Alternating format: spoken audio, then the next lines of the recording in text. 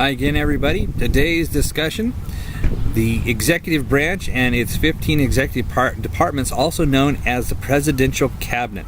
Now, as I just stated before, the Presidential Cabinet is made up of 15 departments that help advise the president on different things that the president needs to know. Now, let's face it, when it comes to running a country the size of ours, with the population of ours, there's no way that one single man could do it all. And so he needs to have advisors. So these advisors are picked by the president. Now, originally there were only 4 advisors. Now we're up to 15. And part of your assignment today is learning the difference between those first 4 and the rest of the 15. The other thing that you're going to need to learn today is what those 15 departments do. What are their jobs? And lastly, what happens when a president picks a particular advisor?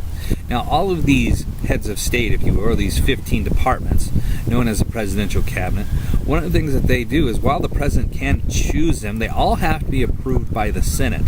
So it's not like the president can just choose a guy and pick anybody and put him in there. It's got to be approved by the Senate. Now, this can sometimes be very heavily partisan. And that means that sometimes the political parties can stumble all over themselves trying to decide whether or not this person is right for the job or not. But ultimately, the president gets to choose somebody, and the Senate will approve them.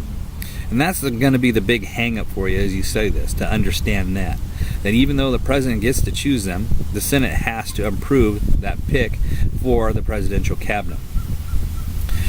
The assignments are attached below this video. Make sure that you take care of them and all, and we're moving right along with this section.